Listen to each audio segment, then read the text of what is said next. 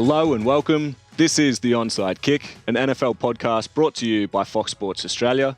After a little cheeky bye week, we are back. I'm your host, Chris Janssen. With me, as always, is Ted Smith. How you doing, Ted? I'm good, Christopher. How are you, mate? Very well, thank you. And a special guest this week as well, Hugo McWilliam, joining the chair. What do you think? Thanks for having us, boys. I was just saying before, what a terrible mix of jerseys we've got. We've got the 1-5 Jets on me, 1-5 Dolphins, and then interesting the Rams. approach, Hugo. Sit down, first step. He's like, here's what's wrong, boys. Shit jersey, shit set. Let's go. The Rams are quite good now, to be honest. But yeah, you were talking about your St. Louis nightmares before. So Man, when anyone ever accuses me of being a bandwagon fan of the St. Louis Rams, how dare they? The amount of times I stayed up at 3 a.m. to watch the Rams lose 7-9 to a shit Arizona team. Like, bro. Mate, that's how I feel being a Jets fan. But anyway, we'll get to that later in the show. Is that real? You're a Jets fan? I'm a Jets fan. That's so weird. I got swept in on the Mark Sanchez train, and then literally my proper fandom started for the butt fumble. But anyway, we'll chat about that. We'll chat about that later. Of course. All right, we're off to a ripping start. We do have a big show, as always. There was a lot of good content on the weekend. We will jump into our Australians and how they fared across their games, and then we'll discuss a few of the games coming up this week as well, and who's looking to impress, maybe bounce back after a few tough results. I'll put my phone away. First up, we'll jump straight into some action. Teddy, I know you were quite keen to talk about the Tennessee Titans hosting the Kansas City Chiefs. Kansas City Chiefs, we don't know where they're at. What's going on? They continue to put poor performance after poor performance together, and to only score 3 points for a team with that offense. First time Pat Mahomes has gone an NFL game without throwing a touchdown pass. He's already thrown 9 interceptions this year. That's almost the total that he's thrown in the 2 seasons prior. So a big question mark around Kansas City at the moment. A question mark just like Mahomes' spine was shaped when he got absolutely railed. I think it was late in the third or early fourth quarter. Brutal, absolutely brutal. Come back to the field. But we're actually talking about the wrong quarterback because Ryan Tannehill, who had a sluggish start, got waxed in Arizona, and how quickly the NFL world wrote Tennessee off after that game, even though they've been a playoff team since Tannehill arrived.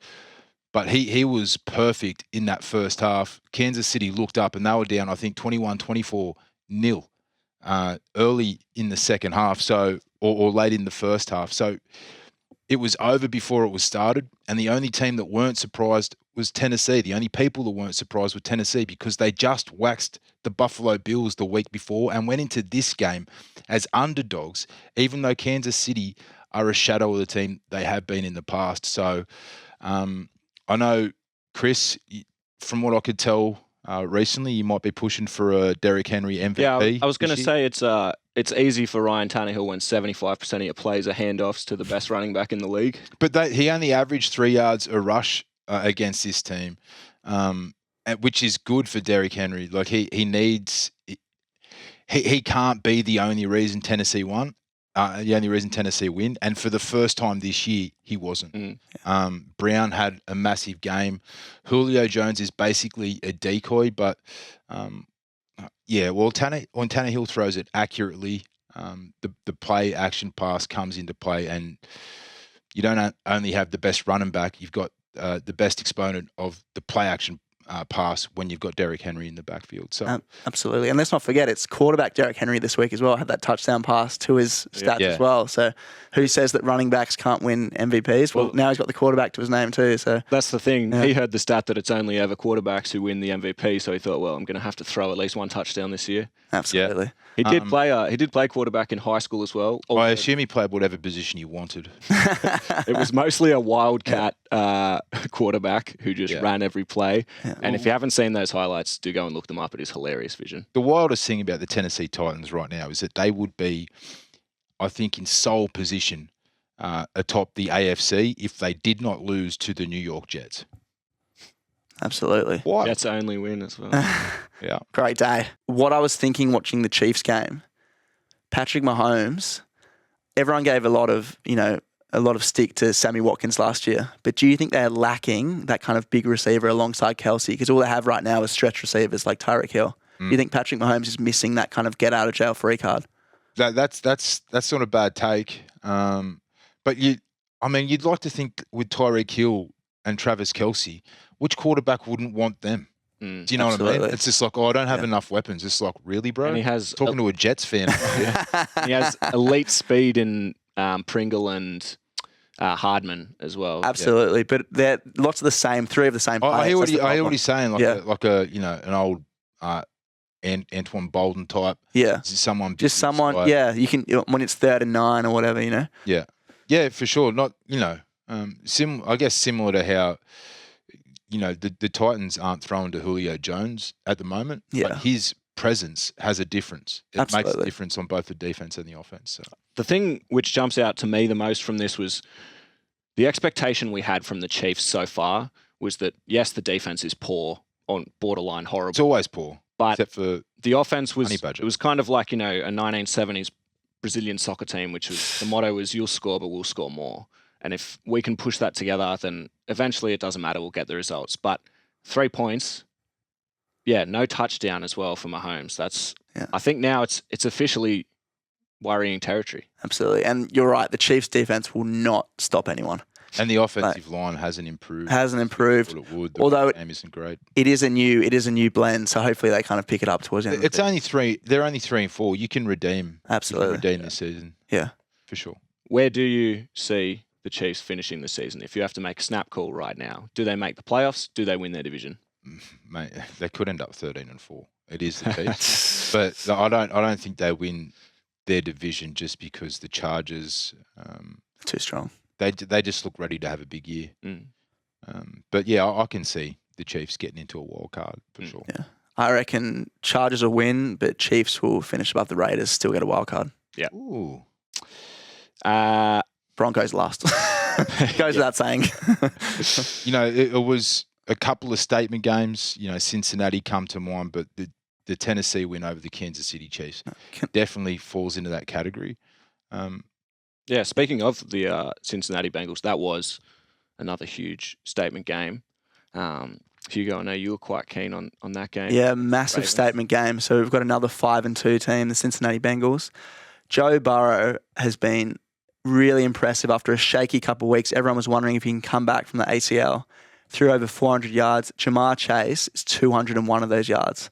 He is just, Ted, I'll get your opinion here. Do you think he's the best young receiver in the comp already after just 7 games? Well, it depends what you like. I think Justin Jefferson is a more complete wide receiver. He can do a bit of everything. But if you want the Randy Moss X factor kind of wide receiver, someone who, if he tries to beat you over the top enough times, eventually he will. Which is a great weapon to have. So personally, I'd have Justin Jefferson, but I don't think Jamar Chase is the wrong answer when you're talking about young wide receivers. Yeah, could you imagine being Joe Burrow at LSU and having them both? How cool is that? That's seriously like being a college team. That LSU team which won the 2020 national championship. Oh, yeah, and remember stuff. It was an upset when they won the national championship against Clemson. Against Clemson. Yeah. And it's like looking back now, it's like sense. Well, Trevor Lawrence was amazing, that team too. But anyway, we're going sideways. What I loved about the Bengals as well, they got a bit of swagger about them. After the game, after they beat the Ravens, Joe Burrow in a press conference said, I thought you guys were saying Jamar Chase was dropping everything. And then Eli Apple chucked the big truss for everything, which is really good to see. So they're contenders in the AFC North. And I know we're going to get to that later with another match we're going to talk about, but it's going to be a really interesting Eli division. Apple getting cocky is one of the 7 signs of any team's apocalypse. I did not like that. But I like something that Burrow said after the game. It was along the lines of, do you think things are changing? And he was like, mate, they've changed. They've changed. We're already here. And who can argue against that? They just waxed Baltimore. One of Burrow's counterparts is young Herbert, who everyone was, applauding him massively, and rightly so. But Herbert just got waxed in Baltimore. Burrow goes there the next week, 400 yards, 40 burger. It's like he's not in my opinion, I don't think people have got Burrow next to Herbert like that. I don't think we're far away from those two being neck and neck in a conversation about who's going to be the face of the NFL. Absolutely. 10 years. And let's not forget as well, so Bengals came last in 2019. Cardinals came last in 2018. It shows how quickly things change. You get that number one pick, you get a generational quarterback. Like, yeah, hopefully the Jets can do that with You don't Zach even Wilson, need a generational quarterback. Like the Browns were garbage before they got Baker Mayfield, yeah. You know, He changed the city, yeah. The Rams had the same offense in 2017 as they did in 2018. The only thing they changed was Sean McVay. Absolutely. So right, let's talk about the Baltimore side of things as well. Yeah. Bengals obviously very impressive, but Baltimore until this point had also been extraordinary, basically. And then was this a question of the defense let the team down, or did Lamar let the team down? Absolutely. Yeah. I think, look, it's tough to say. Obviously, they've had a pretty impressive start considering their injuries they've had. But to be honest, I just thought this was a statement game by the Bengals. I don't think it's any reflection on the Ravens are down here or anything. I think the Ravens will be there or thereabouts, even with their injuries at the moment.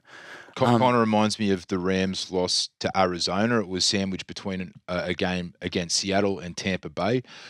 Baltimore, if I was going to defend them, I'd say they were up for that game versus the Chargers. It happens a bit. Sometimes after a big game, you think you've got a win in the belt, even though Bengals have been successful this year. The Baltimore Ravens still see them as the Bengals. So, you know, we'll G up against the Chargers, get a win against the Bengals. Like, nah.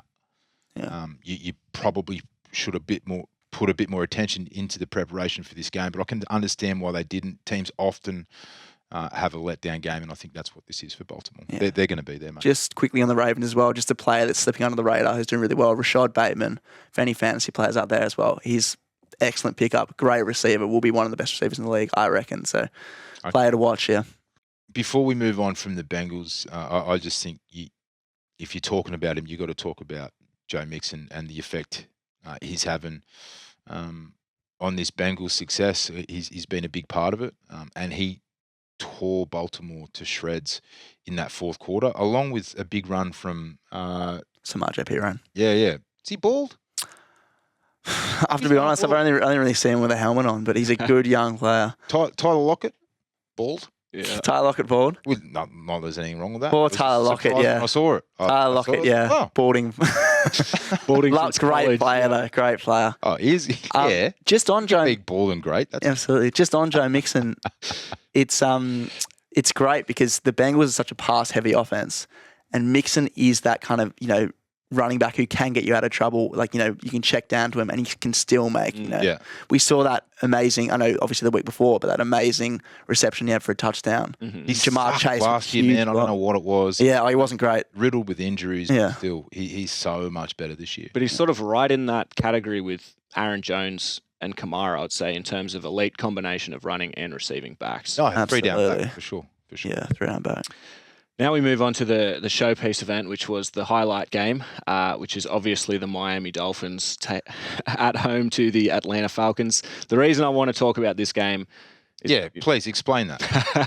The reason I want to talk about two of the worst teams in the NFL is because at this point, and as a Dolphins fan, I have to put my tail between my legs and say this, that I think the Dolphins are effectively one of the worst, if not the worst teams, maybe besides the Texans, actually, they can take that one, in the NFL. 2 weeks in a row now, you can't lose to the Jags and the Falcons and still turn around and say, we're a good team.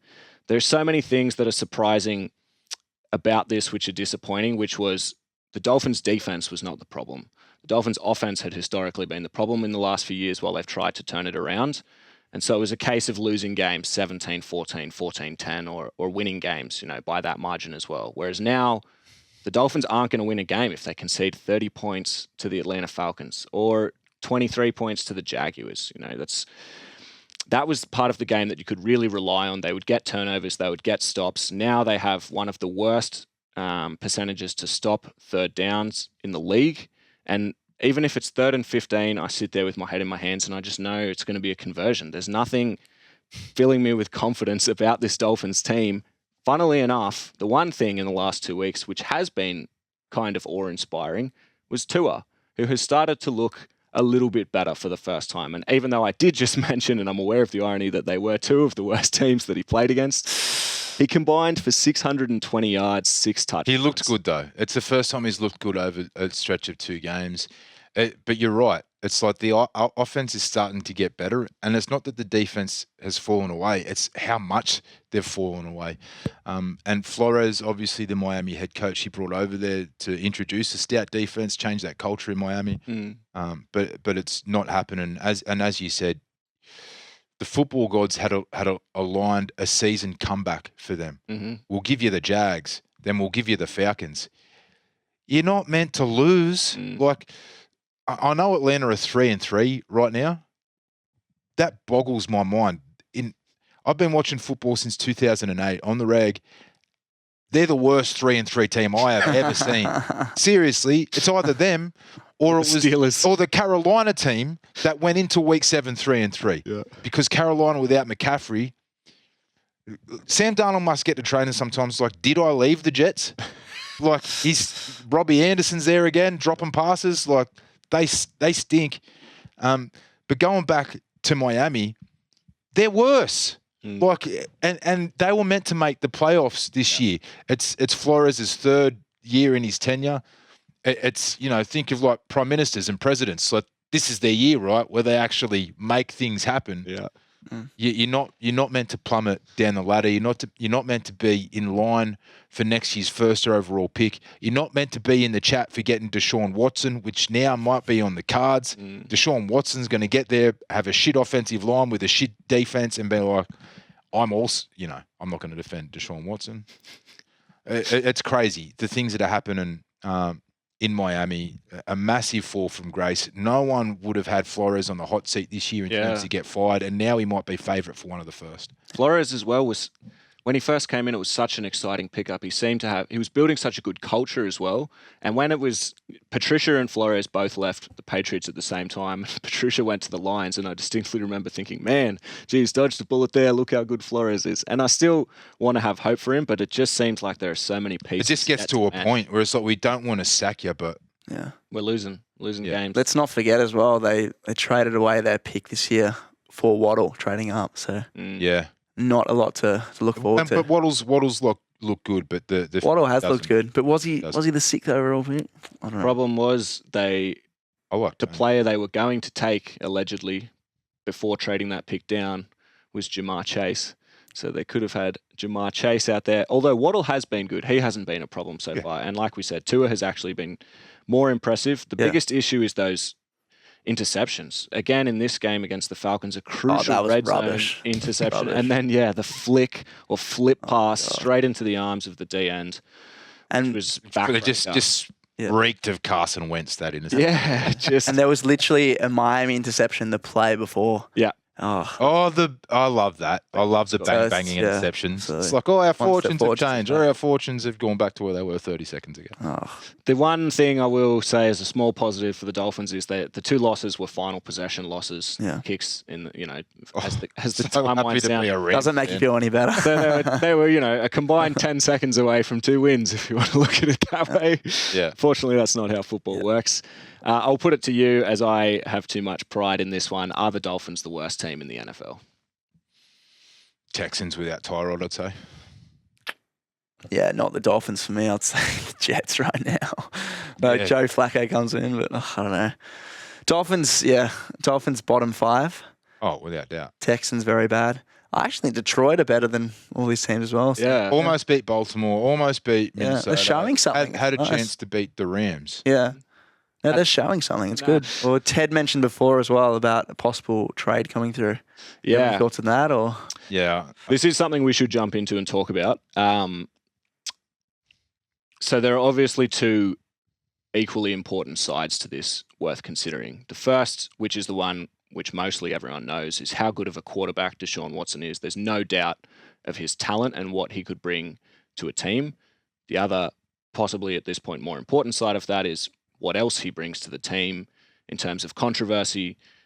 There are a lot of allegations at the moment for sexual misconduct coming from his time with Houston. And so it's a consideration. The trade which is sort of getting bandied around at the moment is something along the lines of he would need to play a certain percentage of snaps and also obviously not have any legal problems while he is with the Dolphins to then earn a slightly bigger contract. I'm not sure. I don't Sounds know. like a contract written by carnies. What are we talking about here? Yeah. Like it's you don't touch him until it's sorted. Like it's crazy. But then the argument is his value goes way up. If ultimately he's not guilty of anything, then There's such a strong argument against it. We're talking about sexual assault. Absolutely. Yeah. You know, it's like I get it. You want to win football games and get value for money, but it's 2021 and these kind of conversations need to be had now. And even if he isn't guilty, the problems which that brings to the dressing room for the female staffers who are in there who see that, and the sheer amount of allegations associated with this one as well is what is the most concerning, I would say. Heaps. From just a pure football perspective, would this be the worst tank ever by Miami if they end up tanking to get Deshaun Watson and then he can't play for them? Let's move on to the Australians. Adam Gotsis had a bye, much like we did last week. Mailata played every snap for the Philly offense, who couldn't really get going and lost 33-32 to the Raiders. Aaron Sipsos also played for Philly, had a decent day, 3 punts, 48 yards average. Not a bad day. We do this every week. Yeah. Yeah, we have to talk about our Aussies and how they did. I don't want to just list their stats, but, they are punters. Well, Sipsos has been great for Philly because he's been punting a lot. Yeah. Especially in the first 3 quarters. But anyway. Which, funnily enough, is also the case for Cam Johnson, who gets our Australian of the week with an incredible 7 punts, totaling 344 yards of offense for the Texans, which you may find hard to believe was way more than their actual offense put on the board. Sorry to the doctors and nurses around Australia helping fight COVID. You are not the Australian of the week. It is Cam Johnson. Cam Johnson. And Wisnowski also had a pretty decent game for the 49ers. But ultimately, all of our Australians this week lost. Okay. Which is the first time this year that has happened. I don't think it's any of their faults. But... No. Michael Dixon? Had a decent game for Seattle, but again, they also lost 5 punts, 48.5 yard average. No double punts this week. No scoops, nothing. Stinky in Seattle, little drive-by. They suck this year. Yeah, well, I mean, Geno Smith, you could maybe tell us more about that. Well, Geno Smith doesn't look like he's been the problem. Taking Pittsburgh to overtime in his first start in over 2 years. He looked good against the Rams. Baldy Lockett, he fell over late in the fourth quarter that led to an interception against Geno. Geno's not the problem. I don't think that the Russell Wilson injury is why the Seahawks are struggling. They were struggling before Geno got in there. We saw it happen with Jacoby Brissett when he came in. We saw it happen last year when Dak Prescott went down, Dalton went in. It's so hard for a backup quarterback to come into a high passing offense and keep it going. Yeah. And you've seen that DK Metcalf obviously had that one huge reception, but otherwise unsighted. Tyler Lockett's been barely sighted the last couple of weeks. It's just they just need Russ back, and hopefully it comes after that bye week. Even when he comes back, the Seahawks aren't doing anything this year. They've got Ted's putting the foot down. Yeah. They've got to change some things fundamentally. Well, it'd be fine if you were in a different division, but you're not. You're in the NFC West. You've got to beat Arizona and the Rams if you're serious about winning. Yeah. And that ain't happening this year. You're probably wondering why I'm so across the Seahawks, and that is with the Jamal Adams trade. We hope the Seahawks do as bad as possible. Well, you must love that trade now, mate. That was the best trade ever. Teams pick on Jamal Adams over the Jets front office is doing some good things recently. Not before that, but recently they're doing some good things. The only sad thing was that the Jets were using Jamal Adams better. Yeah, absolutely. Seahawks. Yeah. Hey, let's jump into some upcoming games as well. Some little cheeky previews. Thursday night football is a blockbuster this week, which hasn't been the case for Thursday night football games throughout the year. Bucks Dallas game week. True, week one of the games this season. True. But this week it is the Arizona Cardinals hosting the Green Bay Packers. More of a blockbuster. Yeah, it was more of a blockbuster until this morning when Devonta Adams has COVID, and now so does Alan Lazard. So we're going to see what happens with the Packers team. But I believe they've both been vaccinated. Both been vaccinated, but Devonta Adams unlikely to play because it's Thursday. From it. Yeah, and then Alan Lazard, I haven't heard that much, but this morning there was he's on the COVID-19 list, so could be a problem. Going to be a big week for my fantasy team with Marquez Scantling. To be honest, pick up MVS if you can when waivers clear tonight, but Aaron Jones is the man to watch. And he's going to get a lot of points. Smoky punt. Look at the rushing yards they offer for Aaron Rodgers, I'd go the over on that. Yeah, true. You back him to get 8 yards or whatever. They set it really low for Aaron Rodgers for someone who historically, he hasn't this year, but historically can run but and knows when to. Just quickly on the Cardinals as well, they're just so good right now. Adding Zach Ertz was such a clever pickup. You just got, basically, every time Kyler Murray drops back, he's got Zach Ertz, he's got Rondale Moore, he's got DeAndre Hopkins, arguably the best receiver in the league. Thank you. AJ Green, who, the ghost of AJ Green was has... the best wide receiver in the comp 5 years ago. But yeah, you're right. Arizona is so good that it doesn't matter that their coach is a good play caller. Yeah. But they give heaps of penalties away. He didn't even go to Cleveland. They still won. Kyler Murray, over the first 7 games, has completed over 70% in each of those games. He's undefeated. The only other 3 players to do that. You'll like this list if you like quarterbacks. Tom Brady, Peyton Manning, Aaron Rodgers. Each one of them won the MVP that year. So if you want another little punt. Absolutely. What's he down to at the moment? Probably $1.80 or something. He's got to be running away with it. I assume he'd be favourite, but Lamar's got to be taking some betting.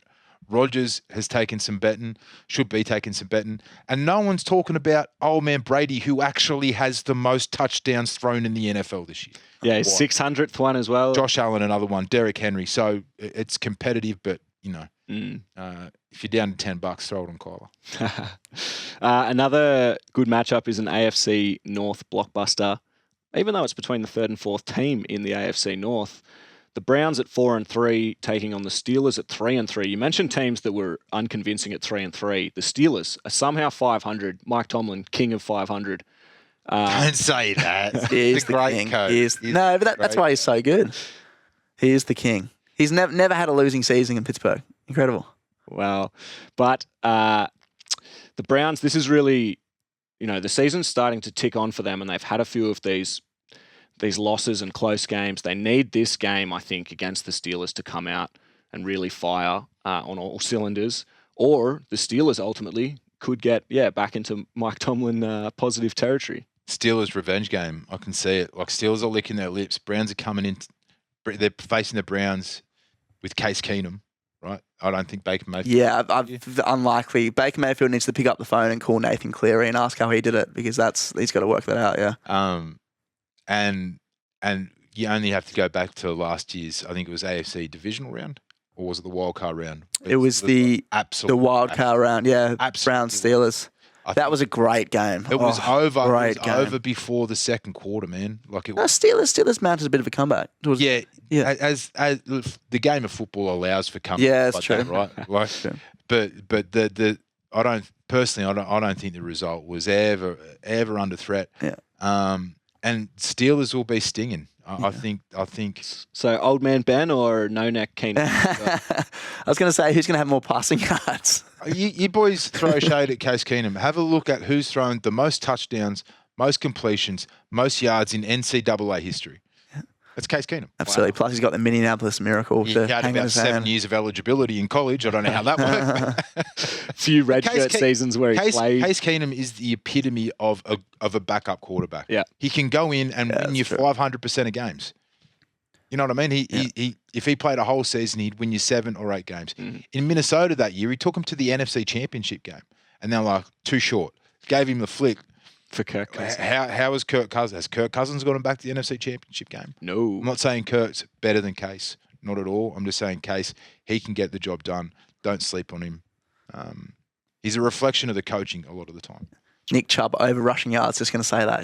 Is he back this week? He's back this week. He's been training. And Dearness Johnson. He was great last week. 1 week wonder. It's got to be. Well, he rushed over 100. It was incredible. What a story. That was unreal. And it's got to be, of all of the teams for him to be at, it's got to be the worst possible team to be sitting behind that tandem of running backs. I know everyone knows that they're a great tandem running back duo. Obviously a tandem duo. Nice. Tautology. They in Kareem Hunt and Nick Chubb, but they are actually 2 of the best 5 running backs in the NFL, in my opinion. Absolutely. Kareem Hunt's around that 5 mark. He has led the league in rushing when he was at Kansas City. That year, he was the best rusher. Yeah. And Nick Chubb just does things that only Kamara from 2 years ago, or the running back from Minnesota, Cook, seem to be doing regularly this year, which is busting teams open from anywhere. But that two-headed beast, and now they've got another one in the chamber in Dearness Johnson. It's incredible rushing room. I'll stop it. Probably not top 5, but he's definitely up there. You know, top 10, top 15. I think he's in the chat, man. Like like touchdowns, yards per rush, and body of work over half a decade. Well, another 2 running backs who've been impressive this year, Austin Eckler and Damian Harris, facing He's off. better than Hunt. Eckler's better than Hunt, sure. And that is the matchup this week, Chargers-Pats. Oh, that's the one I'm talking about. Holy shit. That was the segue, Ted. No. Yeah. To Hugh, I told Hugo I'd be looking at this game, and he was like, why? Which was fair enough. But Throw Hugo under the bus in his first episode. Thanks a lot, Ted. No, I'm just setting myself up to explain for the audience. Last year, Belichick, I'm pretty sure he did a number on the Chargers and Herbert. Absolutely. I want to see how far he's come in a year. The last time we saw Herbert was actually in week 6 when they got waxed by the Ravens. We were talking about it earlier. I think before that, he was in the chat for MVP. Is he that special? Is he Joe? Is he Tom? I want to see, because I want to see how much the chat changes if he goes back-to-back losses. You actually haven't won since week 5. You haven't been throwing well over the last 2 games. Does he come plummeting back down to earth, or does he come back a bit to the field in terms of young quarterbacks and where we're placing them? Yeah. Or does he put the kibosh on that week 6 loss to the Ravens? That was our blip for the season. I'm still Josh Herbert. Watch this. Look how far I've come to the year, because this coaching staff did put a number on me last year, but not today. So I'll be watching that game with a keen interest. And if he loses, that might mean that he gets outplayed by Mac Jones, which is another interesting side narrative, because they were right. He was the most pro-ready quarterback coming into this NFL draft, which to me at the time sounded dumb just because of what we'd seen from Trevor Lawrence. But the proof's in the pudding. Yeah. Well, he makes the passes he needs to make regularly. He can lead an offense. Sure, if you put Trevor in that Patriots team instead of the Jacksonville. Trevor's made a lot more mistakes than Mac Jones has. Absolutely. I was going to say Mac Jones probably the most impressive rookie quarterback so far. Yeah. There isn't anyone that knows football that would take Mac Jones over Trevor Lawrence. Don't get me wrong. Their ceilings are their ceilings are made by different architects. Yeah, like completely. But this year, they were right. Mac Jones, he is an apt quarterback already from a professional viewpoint. And we saw putting 50 points on the luckless Jets. I'm sorry, that's one of the worst games I've watched. The Patriots got down to their 3rd running back. Yeah. Brandon Bolden was running on us. JJ Taylor was running on us. Damian Harris was running on us. All 3 of them scored touchdowns. Terrible morning. Jets, the first team to get Mac Jonesed. Jack Jones. That sucks. But I think it'll be a good clash of a good defense against a good offense when the Chargers play the Pats this week, mate. Absolutely. Who you taking? Chargers at home, I believe, as well. That doesn't matter. Oh, it does. Not for the Chargers. No one goes. It's a long flight from Boston, though. Yeah. Yeah, fair. I'm going to put some faith in Bill. Okay. Yeah, in a tight Rare for you. Yeah, against young quarterbacks as well. He always in a tight one. I'll go Bill Belichick. Yeah, I'm going to go Chargers, and I think it's going to go very similar to the way the Patriots-Cowboys went a couple of weeks ago. It's going to be high scoring. I think it could be like 31-30 or something. So enjoy the game. Tune in. Cowboys, they're a great ingredient if you want a high-scoring game. Yeah. Any teams with a lack of defense typically goes that way. Alrighty, guys. It's been an absolute pleasure. Hugo, thanks for joining us. Thanks for having me. It was good fun. Teddy, good to see you again too. No worries, mate. That's all we've got time for, guys. Thank you very much. See you next week.